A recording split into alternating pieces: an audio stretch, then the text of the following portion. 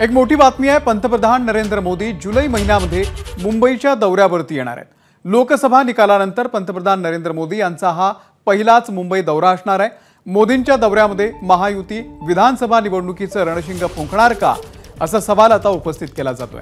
पंतप्रधान नरेंद्र मोदी यांच्या हस्ते गोरेगाव मुलुंड लिंक रोड आणि बोरिवली ठाणे लिंक रोड या भुयारी मार्गाचं भूमिपूजन होणार आहे। अक्षय भाटकर या संदर्भातले अपडेट देतील। अक्षय, पंतप्रधान नरेंद्र मोदी यांचा दौरा नेमका कसा असेल?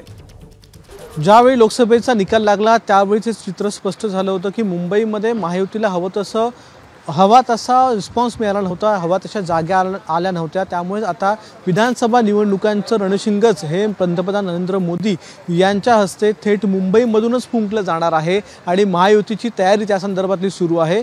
लोकसभेचा निकाल लागल्याच्या नंतर पहिल्यांदाच पंतप्रधान नरेंद्र मोदी हे मुंबईमध्ये येत आहेत। 13 जुलै ही तारीख आता निश्चित करण्यात आलेली आहे आणि त्या दिवशी पंतप्रधान हे नेस्को सेंटर इथे असणार आहेत। नेस्को सेंटर इथे एक खूप मोठ्या सोहळ्याचं आयोजन करण्यात आलेलं आहे आणि त्या सोहळ्यामधून पंतप्रधान नरेंद्र मोदी हे 3 महत्त्वाच्या प्रकल्पांचं भूमिपूजन करणार आहेत। एक महत्त्वाचा प्रकल्प बोरिवली ते ठाणे हा जो भुयारी मार्ग आहे 12 किलोमीटरचा, तब्बल 8,400 कोटींचा त्याचं भूमिपूजन आहे।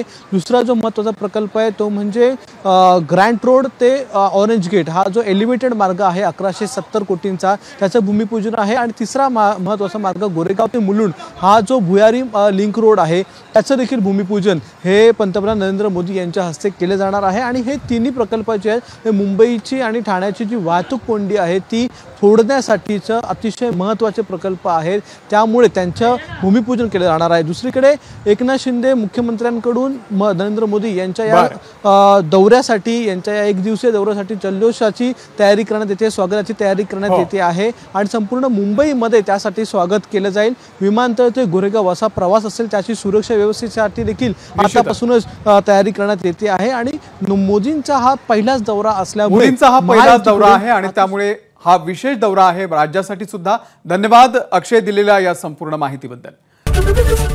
एबीपी माझा, उघडा डोळे बघा नीट।